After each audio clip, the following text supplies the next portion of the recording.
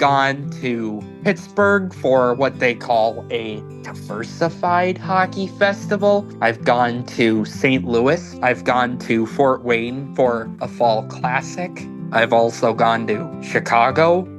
Welcome to Blind Abilities. I'm Jeff Thompson.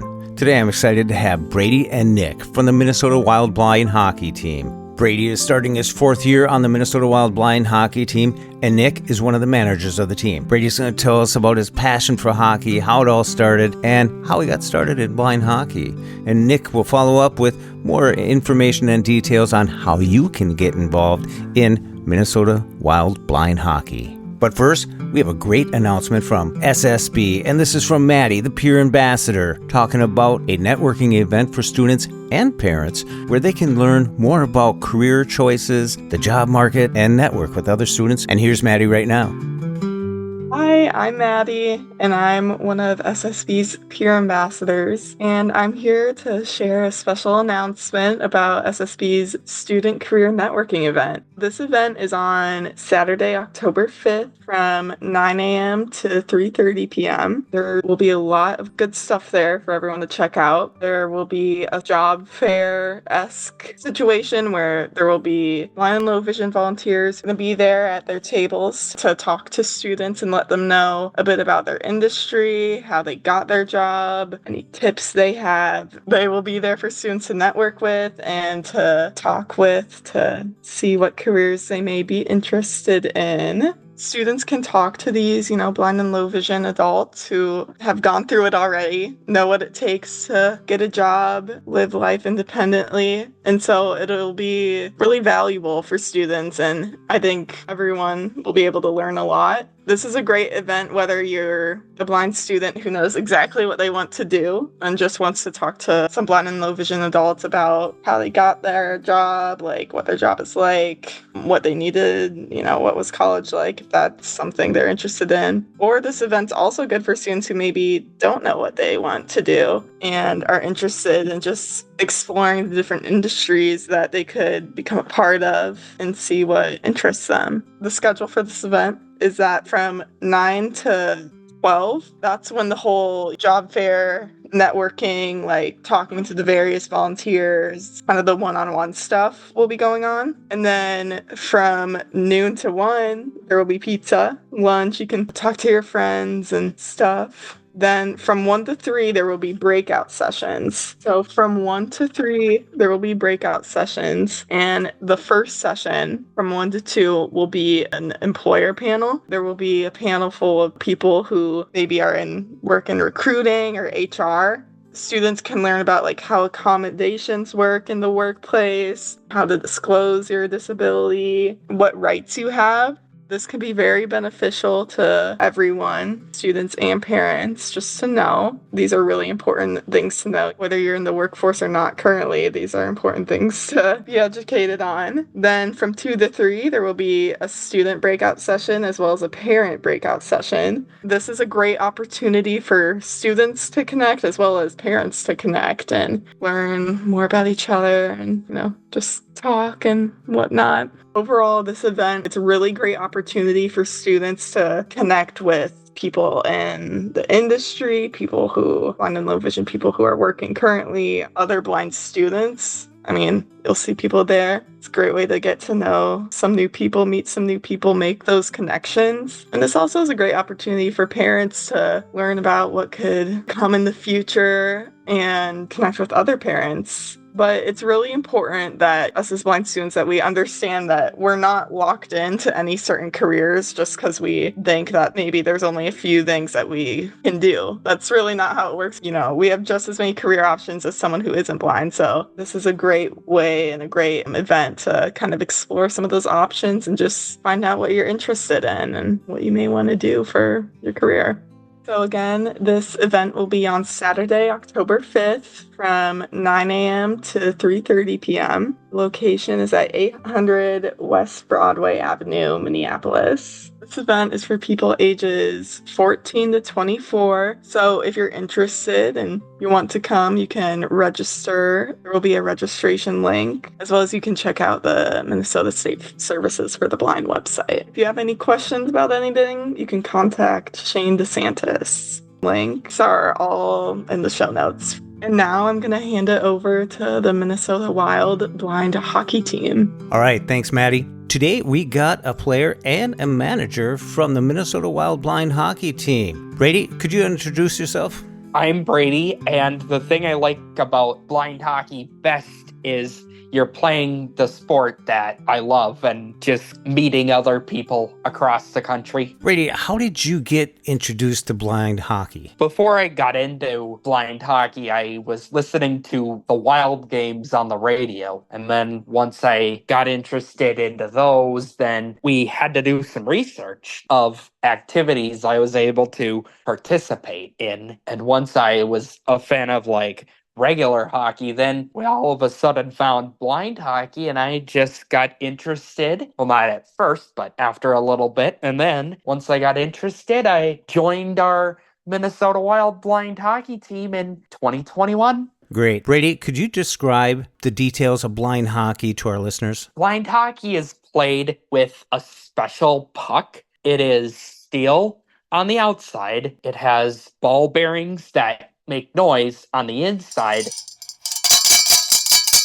so that way everyone knows where it's at on the ice. The net is 1 foot shorter than the NHL net as far as the height, but it's the same width across. For if players are doing higher shots in the upper part of the net, and then that way our goaltender has more room to block different shots that are going in the net. Now with the forwards and defense, those are the same, but with goalies, they have to be completely blind or blindfolded. With levels of blindness, it's any visual impairment. For people that have any visual impairment, they can play B1 through B4. Where B1 is totally blind, B2, which is typically your defensemen, would be 5% field of vision, up to 10% field of vision. So, Brady, tell me about how your parents supported your passion for playing blind hockey. My dad's one of the managers on our team, and my mom is the ice scheduler, where she will schedule slots of open ice that we can use for our practices that's available at the Super Rink in Blaine. They are totally supportive of what I want to do. That's great.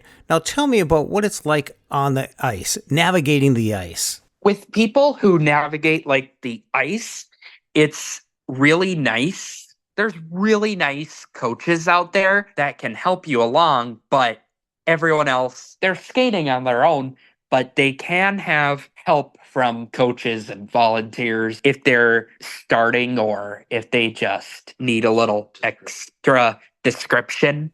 Now, I know there's no checking, but what are some of the rules that you have in blind hockey? Now, when you're able to shoot, you have to have one pass in the offensive zone. Now, that's one of the rules. And there's a special whistle that will be involved. If one pass is made, then a whistle will blow, and then a whistle will blow again. That's your cue of getting lined up, and then you can shoot the puck in the net. Now, Brady, you're becoming a veteran here. How many years have you been playing blind hockey?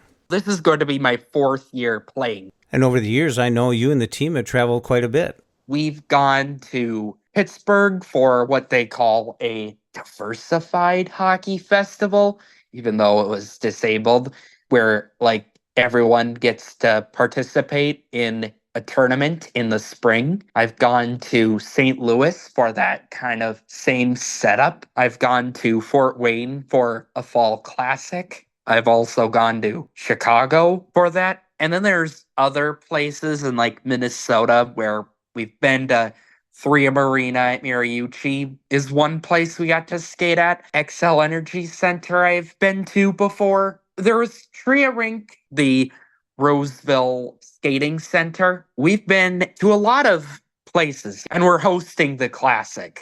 It's blind and special only that will participate. The Classic, when is that? And when does your blind hockey season actually start? November 15th through the 17th are the dates of the Blind Hockey Classic, but September 29th is our first practice at the Super Rink at the National Sports Center in Blaine, Minnesota. Brady, what advice would you give to someone who is pondering the idea of playing and participating in blind hockey? Some advice I would give them is that they'll get to play the sport they love and they'll have really nice coaches and volunteers who can give them that description for like scrimmages and stuff, like when to come in off the bench and when to go onto the bench in between like shifts.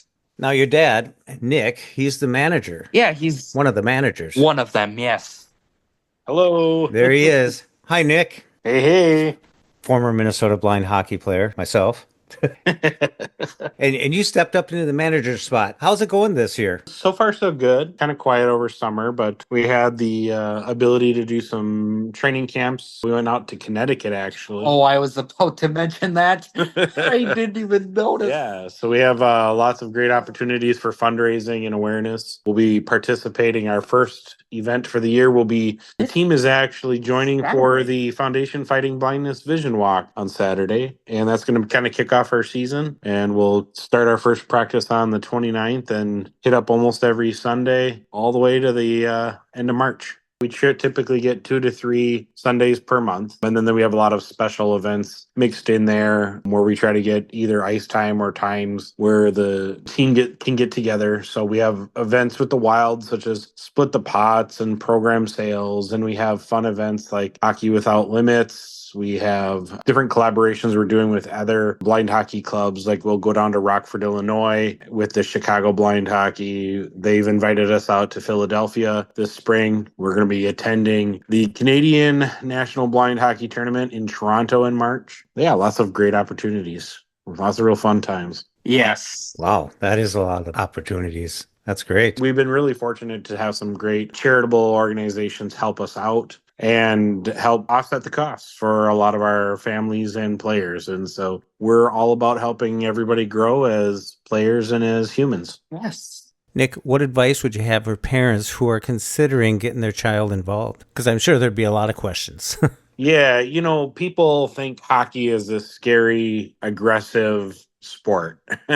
And it can be, but not so much in blind hockey. We try to use as much safety as we can. There's no hitting, there's no penalties. People do run into each other. That's a part of, visually impaired players on ice that happens, but we try to make all the safety things possible. And then as far as commitment as a parent, it's just like really any sport of any kid. It's as much as you're willing to give. We're all volunteers, so we're trying to make this better for everyone. So we all kind of give where we can. I may be a little bit more involved than the average parent because I'm also a vision teacher and an O&M specialist, and we love the Wild and we love people. So we're big advocates. And so we get the word out there, we recruit, we go on podcasts, we travel, we do all those things, but it's as much as you want to give. What advice would you give to that person that says, I haven't skated before, I haven't played before?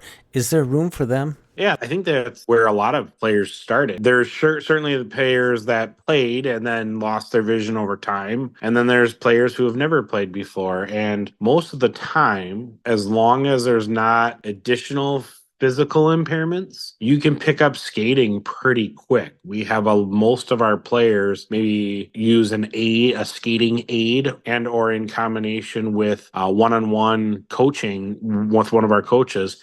Not more than 1 or 2 practices, and they're typically skating pretty novicely around the rink. And then within 3-4 practices, they've got a stick and they're doing a lot of what all the other players are. And we've tried to group the kids between ages and abilities, and so there's really a place for everyone. What's it like to see that growth happen? I mean, you've been involved for 3-4 years now, to see that growth happen and players coming out from where they start and to where they are today. It is really fun.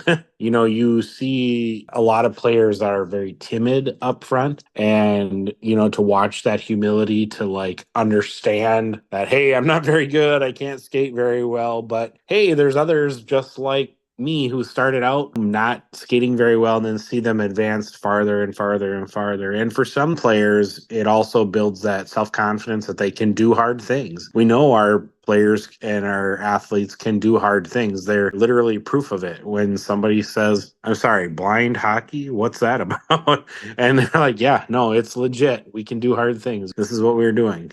Brady, you mentioned, well, actually, Nick mentioned that you were finishing up homework before you got on here. So even though you're a hockey player, you still got to do homework. Yes. And you know what? School is another thing I really, really, really care about. And so, I'm just working on trying to balance both of those things out. Yeah, majority of our team are school age, but we do have some older players who you've played with before. Mm-hmm. The one cool thing to understand about a lot of our athletes is they're so involved with so many things outside of hockey. They're very good students. They're very involved in their community, their churches, their philanthropies. They're multi-talented in music, in orchestra, you name it. They're involved in other visually impaired activities, and they are college bound. They are fantastic in all that they do, and they love to share all that talent with other teammates as well. Another thing that I really like, that this isn't just a boys' game. This is guys, gals, and I tell you what, some of those girls, they're pretty good. There's actually more gals on the team than there is guys. That's awesome. I can't wait to see them graduate and they all have hockey hair. Oh, yeah. I think that this year we're going to try to grow some of that lettuce out. I know I've got some of that already. Got the flow going. It's going, yep. Well, that's great. What about equipment? I mean, not everyone has equipment. What would you say to the parents that could be expensive outfitting someone for hockey? And what if they don't like it? Yeah. Well, we work with Minnesota Hockey when they have their equipment drives. And so we've stockpiled a whole lot of equipment through them and with players who have kind of moved on or families that have had players that have donated. So we actually have a storage locker full to the brim of equipment. Almost everything that anyone would need, we have. Not everything. I mean, some people may be a little bit more picky on skates and things like that, but for the most part, we have just about everything covered for players. So if they try something and it's not for them, that's fine. No harm, no foul. Yeah. Nick, where can people find out more about Minnesota Wild Blind Hockey? Yeah, mnwildblindhockey.com. You can find us on all of the social media platforms. If you just Google Minnesota Wild Blind Hockey, Minnesota Blind Hockey, you're going to find us everywhere. I think on Facebook is probably the easiest, and that's just type in Minnesota Blind Hockey. But you can definitely get a hold of all of our contact information on our mnwildblindhockey.com. There's email links, there's registration links. In one way, shape, or form, if you do any web search for us, you'll find us. And that way we can answer any questions, any concerns. We can answer really just about everything. Pretty much any question that anyone has had has definitely been asked 10 times over. So we've heard it all and we can hopefully answer it all. Oh, that's great. I remember when we would have a little banquet or something after near the end of the season or something. It was like a one big family in one big room, just everyone getting together and sharing everything. Parents, brothers, sisters, you've seen them all year long. It's a really good community. Yeah, that's one great thing is that we all have this thing in common called visual impairments. So we definitely can get together, whether it's, yes, we are celebrating our accomplishments being able to play hockey, but also all the other accomplishments as well. And we have that one common thing that we can share with our vision as well. So it's really great for the families to get together and the players, and they can share all their different trials and tribulations and what they've come across throughout the years. And it's really great that the community is small but yet big in that they can share information and relationships with people all around the country as well. Well, that's great. Well, Nick, Brady, thanks for coming on, and we'll see you on the ice. All right. Thank you. See you, Jeff. Thank you. Such a great time having Brady on and learning about his passion for hockey and how he fulfilled that dream of playing himself with the Minnesota Wild Blind Hockey team. And Nick, thank you for what you're doing for the Minnesota Wild Blind Hockey, and thanks for sharing your advice as well. So be sure to check out all the show notes, find out all the links to the networking event Maddie introduced in the beginning, and find out more about Minnesota Wild Blind Hockey. Thanks for listening. To find out more about all the programs at State Services for the Blind, contact Shane.DeSantis at state.mn.us. That's Shane.DeSantis at state.mn.us. Be sure to contact your State Services for the Blind, your Voc Rehab, and find out what they can do for you. Live, work, read, succeed. I want to thank you for listening, and until next time, bye-bye. When we share what we see through each other's eyes, we can then begin to bridge the gap between the limited expectations and the reality of blind abilities.